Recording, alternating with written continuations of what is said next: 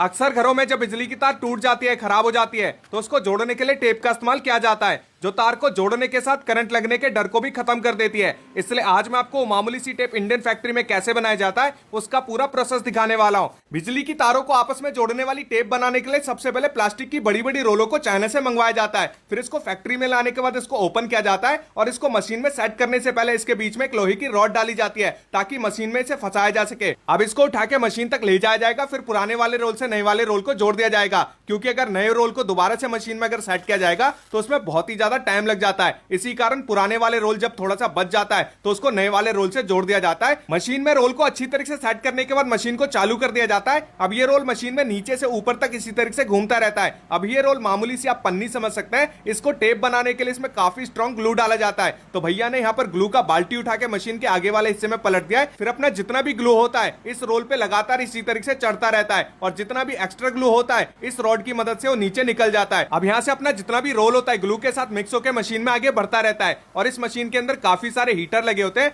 जो कि रोल के ऊपर जितना भी ग्लू होता है उसको सुखाने का काम करता है। और यहाँ से टेप बनाने का मेन प्रोसेस भी स्टार्ट हो जाता है, जिसके लिए भैया ने गत्ते का एक पतला सा रोल लिया है और उसको टेप वाली शीट के साथ अच्छी तरीके से जोड़ दिया जाएगा। तो ये देख सकते हैं इस तरीके से जोड़ा जाता है और जो अपना रोल बनके तैयार हो जाता है उसको काट के अलग कर दिया जाता है। फिर इसको मशीन में इस तरीके से सेट कर दिया जाता है और मशीन को चालू कर दिया जाता है। अब यहाँ से जितने एमएम का टेप बनेगा उस हिसाब से मशीन को सेट कर दिया जाता है। जैसे अभी जो टेप बन रहा है जिसकी थिकनेस 0.125 mm, लंबाई 8 मीटर और चौड़ाई 18 mm है। और जब एमएम पूरा हो जाता है तो यहाँ पर ऑटोमेटिक तरीके से मशीन बंद हो जाता है। इसके बाद भैया नया गत्ते का रोल लगाते हैं और जो हमारा टेप का रोल बनके तैयार हो जाता है उसको काट के अलग कर लिया जाता है। इसके बाद एक एक करके इसको इस तरीके से जमा किया जाता है। तो भैया कुछ ही घंटों में काफी सारा यहाँ पर टेप का रोल बना के तैयार कर देते हैं। फिर इस रोल को स्लाइसर मशीन में डाला जाएगा और इसकी एक एक करके कटिंग की जाएगी। तो ये देख सकते हैं इसको स्लाइसर मशीन में सेट करने के बाद ये अपना कटर आ चुका है। इसके बाद एक एक करके इसको इस तरीके से काटा जाता है और इस काम को बहुत ही ज्यादा बारीकी से किया जाता है, क्योंकि जरा सी भी गलती हुई तो पूरे टेप का रोल खराब हो जाएगा।